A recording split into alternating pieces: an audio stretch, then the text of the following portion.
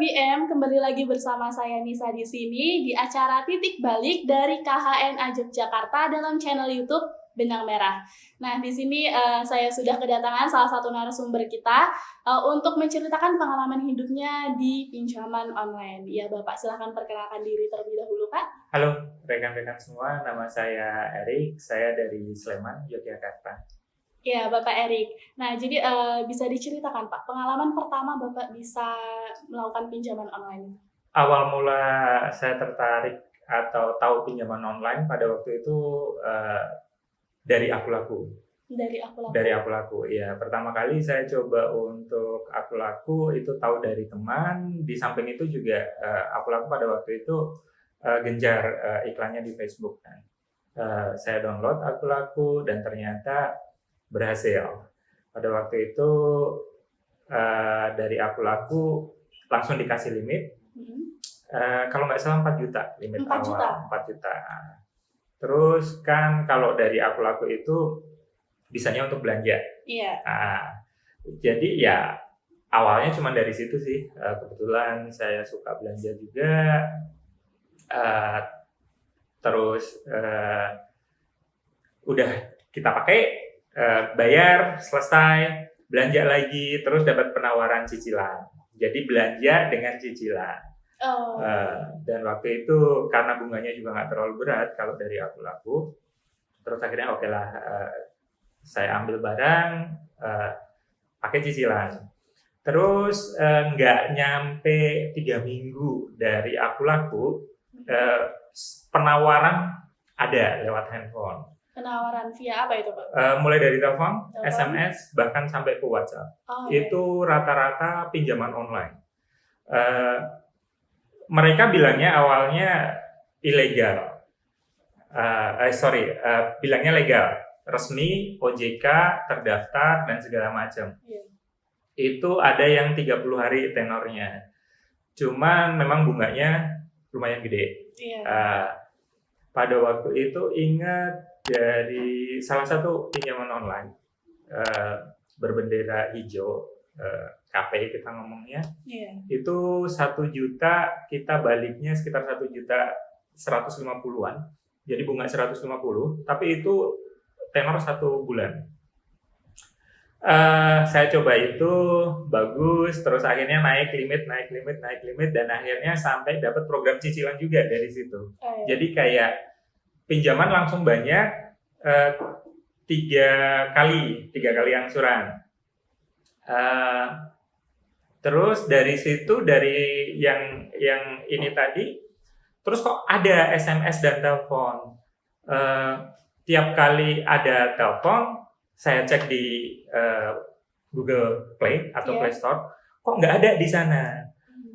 Kan saya aneh kan, kalau legal kan seharusnya ada ya di Google Play atau Play Store, tapi kok nggak ada. Terus ditelepon, dikirim, nanti linknya saya kirim via SMS, tinggal diklik aja di situ.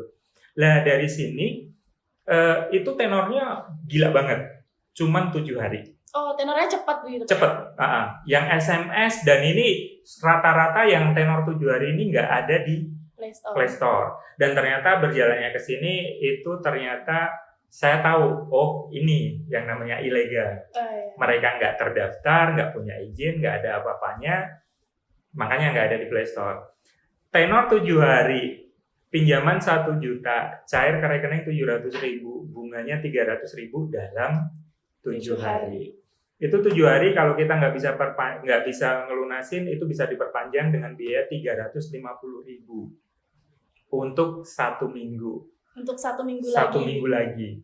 Jadi boleh dibilang dalam 1 bulan, total 4 minggu, itu bunganya itu lebih dari pinjamannya. Lah mereka pintarnya itu kan dari satu aplikasi, kalau pas mau jatuh tempo, ditawarin lagi, link lagi, dikirim link lagi, dikirim link lagi. Dan akhirnya dari situ kan kita cuma kayak gali lubang, tutup lubang, gali lubang, tutup lubang. Pinjaman untuk bayar 1 pinjaman online, itu kita harus nyiapin paling tidak 2 aplikasi. Kalau kita nggak punya uang. Dari 2 aplikasi untuk nutup 1 pinjaman online. Nanti dari 2 itu pinjam lagi bisa sampai ke 3 atau 4 aplikasi. Gitu aja terus. Ya, jadi untuk pinjaman online itu ya Pak, awalnya kan berarti kalau misalnya sudah mau jatuh tempo, itu ada tawaran lagi di situ untuk meminjamkan uang lagi gitu ya Pak ya? Iya, betul. Jadi misalnya gini, besok kita mau jatuh tempo. Hari ini itu sudah banyak SMS.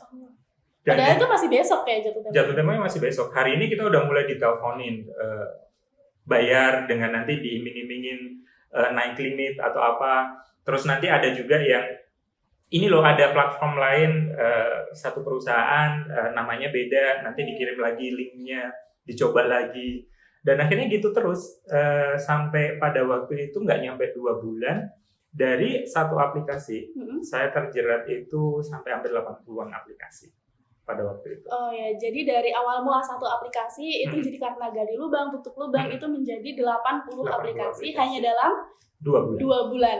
Oke.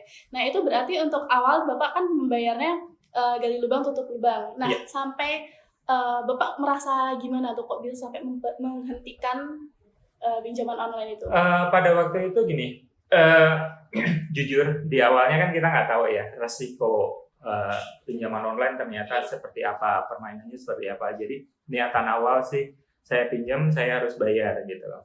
Jadi dari 80 aplikasi itu usaha Bapak untuk menutup pinjaman-pinjaman di situ apa aja Pak? Apakah ada kerugian dari materi yang lain gitu? Iya, dari 80 aplikasi pada waktu itu selama 2 bulan itu saya udah berusaha untuk bayar terus. Pada akhirnya terakhirnya itu karena saya udah mutusin saya nggak mau lagi nih, saya diperbudak nih, uang saya dihabisin sama pinjaman online.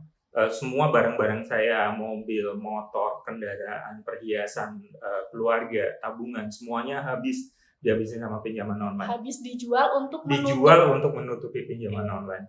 Dan pada waktu itu akhirnya saya putusin untuk kalau kayak gini terus saya nggak akan bisa berhenti gitu loh.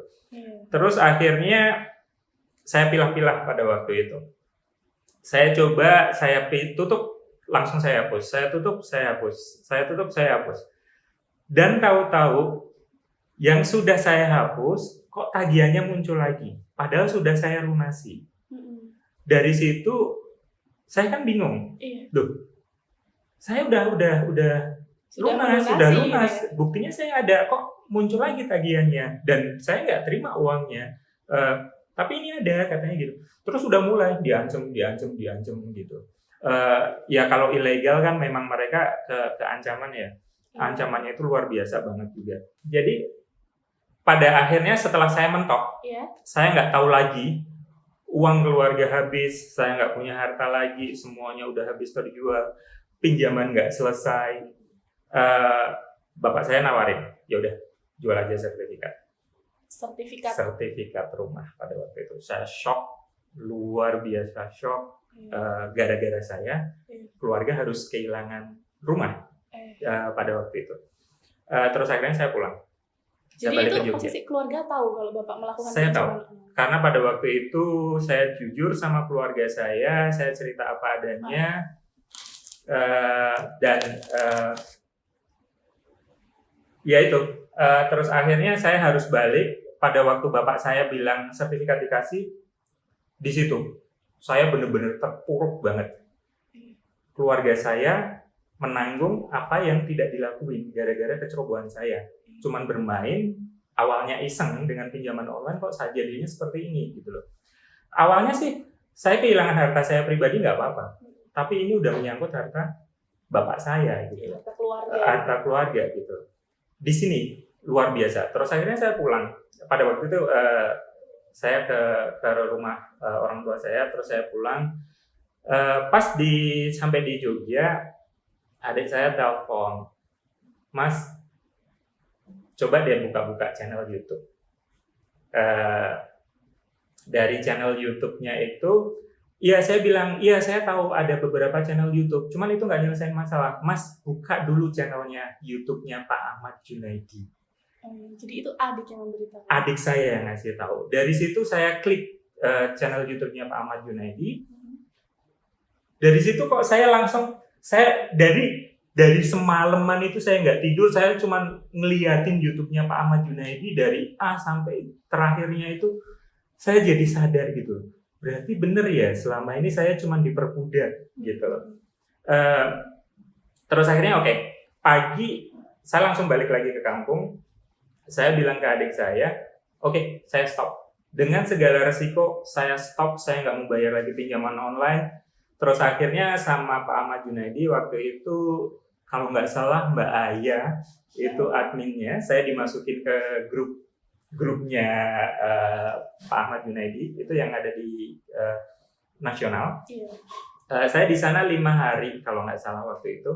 Dan ternyata setelah saya dimasukin grupnya KHNA Jogja, banyak banget juga teman-teman dan rata-rata memang bodoh. Memang kita sama-sama dibodohin, belum tahu resikonya seperti ini. Pada waktu itu saya ngerasa bersalahnya gini loh. Prinsip saya utang di bawah mati. Cuman pada waktu ibu saya pernah bilang, "Lek, yuk kita duduk. Utang pokokmu berapa?" Terus pada waktu itu saya hitung. Saya hitung sama adik saya. Total hampir 300 juta. Hampir 300 juta. 300 juta. Nah, itu pokoknya aja. Itu yang saya tahu dari 80 sekian aplikasi. Jadi akumulasi dari 80 aplikasi. Itu totalnya sekitar 300 juta. Terus selama ini yang udah kamu bayar berapa? Lebih, man, saya bilangin. Kalau cuma 500-600 juta ya ada. Berarti kan di sini kamu sudah salah. Karena kamu udah, kalau uang orang yang beragama bilang itu membantu menimbulkan riba. Sedangkan saya berpikir lagi, iya ya, dari 300 juta saya udah bayar hampir 600-an juta. Utang saya kasih 2 kali lipatnya gitu loh. Terus dari situ saya agak lega juga. Keluarga mendukung saya untuk tidak membayar pinjaman online karena saya sudah terlalu banyak ngasih mereka. Terus dari situ saya stop. Prosesnya itu sekitar 2 minggu.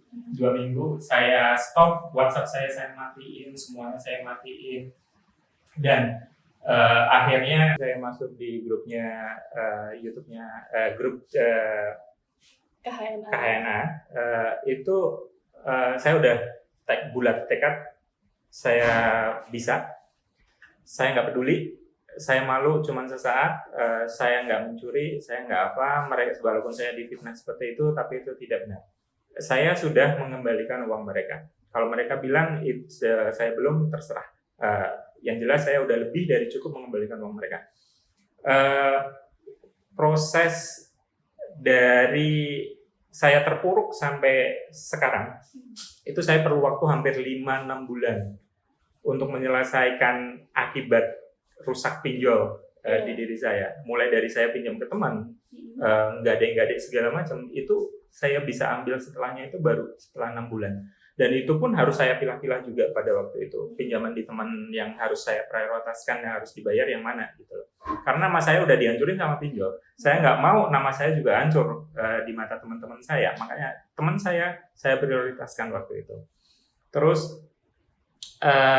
kalau aset saya nggak terlalu peduli, aset yang udah hilang sudah, nanti bisa dicari lagi. Intinya situ. Cuman saya sangat berterima kasih sebenarnya dengan adanya KHNA, kantor hukum Nenggala Alugoro, yang menyediakan fasilitas untuk teman-teman yang kena masalah pinjol. Itu benar-benar sangat membantu.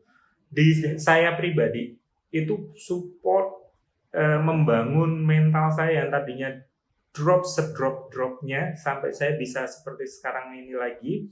Saya bisa agak, kalau dibilang pulih 100% belum, tapi sampai hampir mendekati. Itu ya karena beliau. Jadi tanpa beliau nggak tahu saya masih ada apa enggak, intinya gitu. Ya, jadi dulu sempat terpuruk ya mentalnya, terus juga nama baiknya sudah dicemarkan oleh pinjol, bahkan sampai pinjam-pinjam ke teman gitu. Iya, betul. Wah, jadi awal mulanya hanya pinjam di satu aplikasi itu bisa beruntut ya, bisa kayak ada ekor di aplikasi yang lain, dan juga itu apalagi aplikasi yang ilegal ya Pak ya, itu ilegal, pencemaran nama baiknya tuh sumpah luar biasa sekali. Mungkin saya ada pesanan sedikit aja ya, untuk boleh. teman-teman di luaran sana. Jadi teman-teman semua, bagi Anda siapapun di luar sana yang saat ini terjerat sama pinjaman online, yuk stop, nggak usah bayar. Pinjaman online yang mereka katanya kita akan dipidanakan, kita akan dipenjarakan, ancaman segala macamnya itu tidak benar. Saya sudah ngalamin, itu tidak benar. Dan kalau kita tetap membayar, malah kita yang akan rugi. Jadi kalau teman-teman belum terlanjur, stop dari sekarang. Buat teman-teman yang mau coba-coba, jangan sampai dideketin yang namanya pinjol, apalagi pinjol ilegal. Stop, jangan dideketin mereka. Itu kalau kehidupan teman-teman nggak mau rusak, jangan deket-deket sama mereka. Nggak usah tahu menau soal pinjol. Lebih baik ada uang beli barang sendiri, udah titik. Jangan mau terlihat kaya karena pinjaman. Intinya di situ. Itu aja. Iya, wah keren sekali.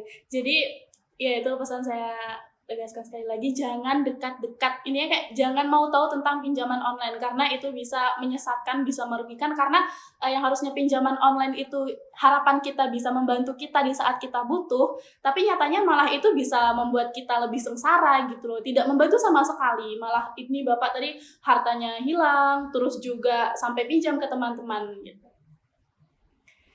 Ya, terima kasih Bapak atas ceritanya hari ini. Untuk teman-teman, kalau misalnya ingin kepo tentang berita-berita selanjutnya, jangan lupa di-follow, jangan lupa di-like, dan jangan lupa, maksud saya di-subscribe. Terus juga lonceng notifikasinya jangan lupa dihidupkan. Terima kasih.